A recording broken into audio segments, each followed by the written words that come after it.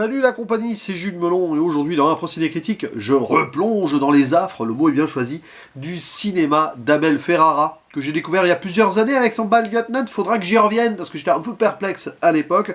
Depuis j'ai vu L'Ange de la Vengeance en mode plus exploitation mais bien marqué et marquant. Ici on en arrive à ce qui est considéré par beaucoup comme son chef-d'œuvre, sorti en 1990, donc 2 ans avant Bad Lieutenant, The King of New York, avec au casting dans le rôle principal, et ce rôle lui va comme un gant, Christopher Walken. Citons aussi autour de lui des présences marquées et marquantes de personnalités qu'on a beaucoup vues dans le cinéma new-yorkais au sens large. Par exemple, Victor Argo, qui fut l'un des acteurs fétiches de Martin Scorsese, et qui, par la suite, là, à partir de cet instant, deviendra un des acteurs fétiches d'Abel Ferrara. Transition toute trouvée, pas que par rapport à New York, mais parce que Ferrara aimait beaucoup Scorsese. Il y a aussi David Caruso, qui avant d'être un détective à la télé, oui, série télé, était ici flic au cinéma, mais il a fait d'autres rôles hein, sur grand écran. Wesley Snipes et Lawrence Fishburne sont présents aussi, l'un du côté de la justice, l'autre du côté du crime. Présence de Teresa Randall, qui était actrice fétiche de Spike Lee à l'époque. Ah oui, le cinéma new-yorkais, tiens, en parlant de Spike Lee, il y a aussi Giancarlo Esposito et d'autres présences plus secondaires. Steve Buscemi au début, voilà. Et Harold Perrineau, rapidement, lui qu'on retrouvera plus tard dans Matrix ou la série Lost. Et c'est un film assez âpre, dur, sorte de film de gangster thriller, film noir, et un peu nihiliste. Bon, c'est du Ferrara, quoi, qui va raconter au tout début donc la sortie de prison d'un certain Frank White, qui porte peut-être pas bien son nom de famille, à moins que... Il peut toujours se poser la question du choix ici du nom, mais bon, White comme la drogue aussi, peut-être, d'une certaine façon. Oui, c'est une sorte de baron, de parrain local, qui donc a mal fini et qui revient des années après récupérer son dû. La ville de New York, pour lui, c'est la sienne, et il veut en devenir le roi, retrouver son trône quelque part. C'est très intéressant de voir comment le film s'ouvre sur ce point. Scène d'introduction magistrale, sur laquelle je vais revenir. Et donc Frank White, sur place, va devoir affronter une autre élite qui a pris sa place, d'une certaine façon. Certains crimes qu'il n'accepte pas, plus ou moins. La drogue, ça passe, mais alors trafic d'êtres humains ou autre prostitution, non. Et il va aussi, bien sûr, devoir faire face aux forces de l'ordre qui ne sont pas forcément mieux en termes de moralité. Voilà, on a une œuvre totalement amorale ici, où même le bien, entre guillemets, la justice, va utiliser des codes, bien sûr, très détournés pour arrêter ce qu'il considère comme le mal absolu, mais le mal appelant le mal doit être utilisé contre le mal, et au-delà d'un certain mal représenté par Frank White, il y a peut-être encore un autre mal supérieur à ses yeux, en tout cas. Et c'est un film qui va clairement vampiriser son spectateur, et j'utilise pas ce terme par hasard. Et c'est probablement le meilleur Ferrara que j'ai vu. À moins que je sois de plus en plus, on va dire, maintenant expérimenté et peut-être plus prêt à, on va dire, à embrasser son cinéma, d'où l'intérêt de revoir Bad Lieutenant. Mais alors là, j'ai vraiment accroché. Alors, le fait est que c'est très intéressant parce que c'est foisonnant, il y a beaucoup de choses. C'est un film qui est à la fois très évident dans les symboliques, je vais expliquer notamment celui autour du vampire, mais il peut apporter des réflexions autres qui donc peuvent questionner certains choix. L'esthétisation de la violence ici peut-elle être un problème? Non, c'est toujours oui ou non, ça c'est à vous de voir, mais c'est un débat peut-être moins là parce que c'est plus feutré et puis on a compris, on va dire, la noirceur de l'ensemble. Ferrara a été parfois critiqué pour cela, y compris sur ce film à l'époque.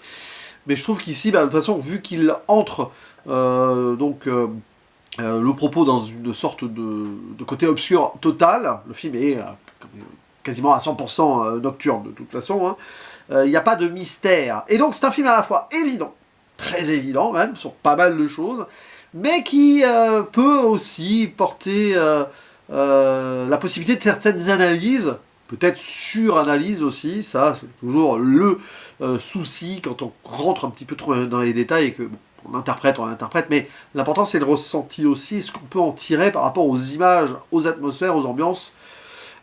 Et donc cette scène d'introduction qui est d'une force totale.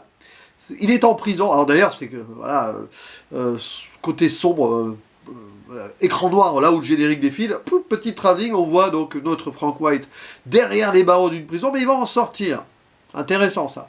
Sorte de résurrection, ensuite on le voit là, dans une sorte de limousine, très, voilà, ambiance éthérée, une musique qui m'a clairement rappelé un petit peu des touches de Angelo Badalamenti. Alors je me suis dit, tiens, on est presque dans un univers lynchien, Lost Highway, pré-Mulholland Drive, mais autrement on sait très bien qu'on va glisser vers une autre chose, quand bien même on est dans une sorte de mal américain, états-unien quand même, bien ancré ici. Et c'est intéressant de le suivre totalement calme, comme justement ça l'avait, on va dire, remis dans une conscience métaphysique, limite, ce personnage, et on va le voir après déambuler, mais en mode tranquille, quoi. Il va même ambitionner potentiellement la place de maire de New York, et pourquoi pas, dans une ville gangrénée par le crime, de cette vision ferrarienne des choses, même si le scénario n'est pas de lui, hein, c'est un certain Nicolas St. John, mais bon, il a pris en main les choses, et sur le plan de l'image, du montage, de la narration stylistique et tout, c'est Ferrara qui prend la main, ça se sent, c'est un cinéaste qui est en même d'auteur, il prend une histoire en main, c'est une histoire qui lui parle, New York, côté obscur, le mal, il en fait ce qu'il veut, et derrière, c'est pas une descente aux enfers, là, on y est déjà. C'est intéressant parce que c'est pas, vous savez, Rise and Fall, machin, non, le fall, il est déjà acté, mais dans cette chute globale, là, dans l'enfer de New York,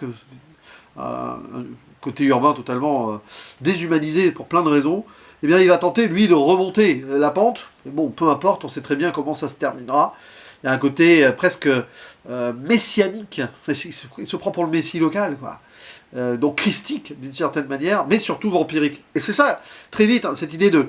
Il sort de plusieurs années de son cercueil, non, la prison, et il va agir de nuit à essayer de vampiriser son empire, cet empire qu'il veut retrouver, par rapport à aussi cette propagation très sombre. En plus, il y a Wesley Snipes, c'est drôle, hein, il fera Blade plus tard.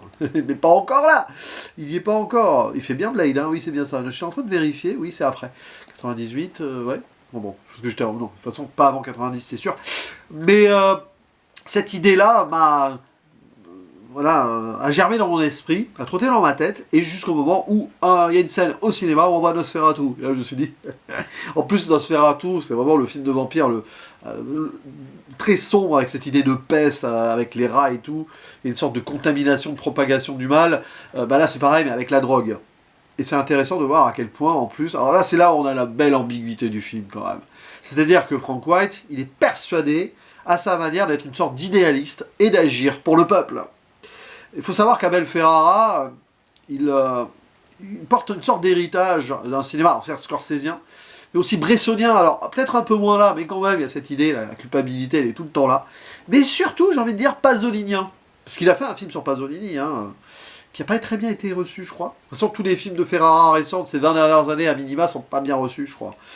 Mais il y a cette idée de retour au peuple, hein.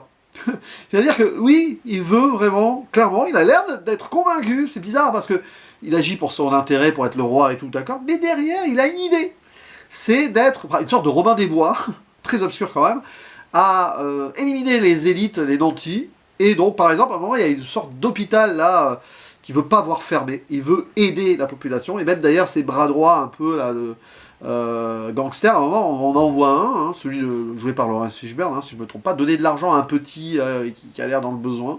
C'est intéressant parce qu'il agit pour le peuple, à ses yeux, il veut vraiment être une sorte de bon samaritain. Et il faut passer quand même par des extrêmes. Ça prouve que le mal est partout.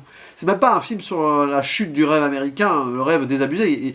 Il est mort, le rêve américain. Enfin, il y a un sens où même peut-être Abel Ferrara n'y a jamais cru. C'est d'ailleurs intéressant parce que il y a des parallèles qu'on peut faire avec Michael Cimino aussi, alors uniquement sur le film L'année du dragon, moi j'y ai pensé, parce qu'à un moment, en référence Chinatown, et j'y ai pensé, ah tiens, et j'ai vérifié un truc, vite fait, le personnage Mickey Rourke dans L'année du dragon, ce serait la face totalement opposée, du côté de la justice, mais quand même gangréné par une sorte de mal, donc une sorte de cow-boy shérif local de la ville de New York, mais il s'appelait White aussi, voilà, alors, hasard peut-être, mais on a deux White là, deux White guys en plus, dans une société cosmopolite urbaine new-yorkaise, où on voit d'ailleurs des hispaniques et des afro-américains. Et c'est intéressant. Alors, je pense pas que Ferrara est trop apprécié le cinéma de Cimino au sens large, mais peut-être l'année du dragon, à vérifier ou pas, j'en sais rien, après tout, ça m'est venu, après c'est de la sur-interprétation potentielle. Et d'ailleurs, très white, Frank White, à un moment, alors, pourtant il est très proche du peuple et tout, il n'y a aucun racisme en lui, hein, attention, mais à un moment, il y a une scène de métro, il va prendre en otage une femme afro-américaine qui est là par hasard, bon, mais ça aussi, mais dans l'écriture c'est intéressant ce choix de la part d'Abel Ferrara ou du scénariste de base, j'en sais rien. Après c'est le casting peut-être hasardeux aussi des choses. Mais ce qui est sûr, voilà, c'est que c'est incroyable, cette histoire de vampire, j'ai envie de dire, parce que c'est ça aussi, et cette histoire de crise déchue, après, évidemment, des scènes de violence, on voit justement du côté de la justice, ça fait la même violence, on essaye à un moment de se débarrasser de Frank White de façon illégale, parce que c'est pas possible de l'arrêter légalement, dans un endroit trop gangréné. C'est un petit peu, voilà, ces idées de films post-scarféciens, ou voilà, ce qu'on imaginait les films de gangsters des années 30, à l'époque de la Prohibition, Al Capone, tout ça, des villes où tout était vraiment corrompu, bah c'est ça. Et derrière, bah, il se passe ce qui doit se passer. Après, c'est vrai qu'il y a un côté un peu redondant qui fait que, c'est-à-dire que tu vois toutes les grosses ficelles, c'est assez évident, comme je le disais, pas que dans les symboles, mais la mise en scène, elle est parfaite là-dessus. On joue évidemment sur le côté très obscur des scènes, ou intérieures ou extérieures de nuit, et là-dessus, bah, le chef-op, Bojan Bazzelli, on peut le citer. Et je vérifie ce qu'il a pu faire d'autre, j'aime bien, voilà, bon, ouais, il avait déjà travaillé sur China Girl de Abel Ferrara, et il rebossera pour Abel Ferrara par la suite. Mais ouais, bon, après, et pour Gore Verbinski aussi, ouais, bon, rien à voir du coup.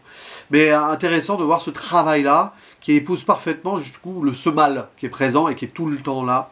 Je ferai une mini zone spoiler sur une chose, d'ailleurs, je l'ouvre ici, sur la fin. Après, donc, ce duel dans le métro, très new-yorkais, très...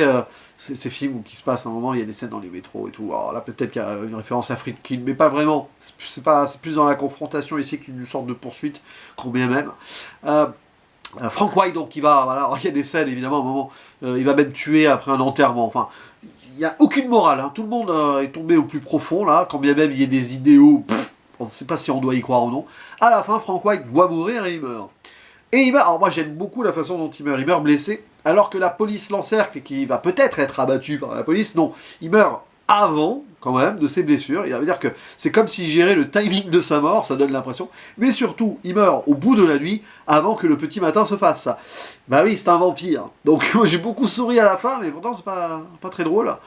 Mais voilà, enfin on voit quand même le gars, dans ses idées, enfin, il n'hésite en rien à tuer de façon très violente, pour se faire respecter ou pour se venger. Et c'est vrai que cette mort-là, de toute façon, bon, il joue quand même sur une idée de morale. Abel Ferrara, il fait quand même crever le gars à la fin. Mais c'est juste que c'est annoncé dès le début. De toute façon, le gars est déjà mort. Cette Amérique est déjà morte, ici. De toute façon, aux yeux de Ferrara, du moins dans l'esprit de ce rêve et de la possibilité de rédemption, il n'y en a pas.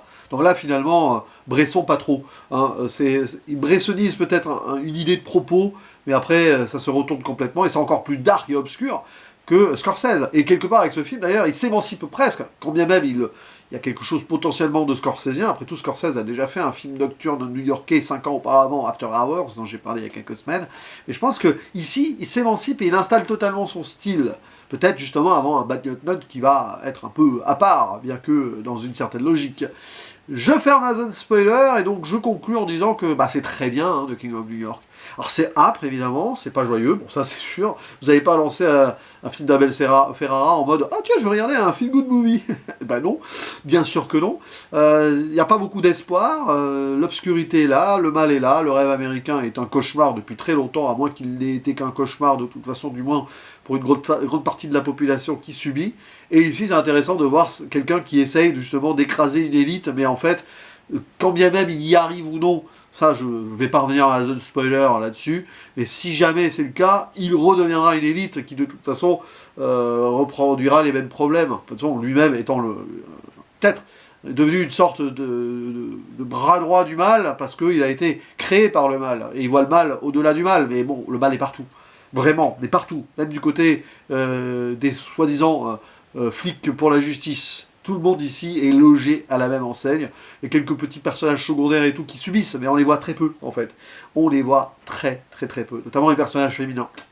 Ils sont là, mais pas vraiment. Enfin, elles sont là, mais c'est vrai que c'est un film très masculin dans le mal obscur le plus profond. Je vous invite donc soit à le découvrir si vous ne l'avez pas vu, soit à me dire en commentaire ce que vous pensez de ce film-là. Voilà, je suis en train de réhabiliter est un grand mot, parce que Bad Gut Nut, je ne l'avais pas non plus détesté. Loin de là. C'est juste que justement, c'est pas que j'étais resté à quai, mais j'étais là en mode... Mais peut-être qu'à la relecture, ça sera intéressant. Je vous invite, si vous avez le courage, parce que c'est pas vraiment mes meilleures vidéos du tout à l'époque, à voir donc ce que j'ai pu dire sur Bad Gut Nut. Je sais pas du tout ce qu'elle vaut. D'ailleurs, mais bon. Ce qui est sûr, c'est que je n'ai pas beaucoup analysé et que je suis passé à côté de pas mal de choses. C'est probablement certain.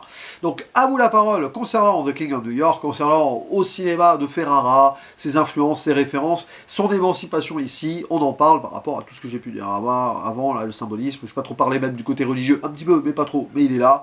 Bref, voilà, cinéma américain new-yorkais d'un réalisateur américain d'origine italienne. Ça vous rappelle quelque chose fatalement. Mais bon, je ne vais pas revenir à ce que j'ai dit au début. Allez, à vous la parole, il ne me reste plus qu'à vous dire à la prochaine. Ciao!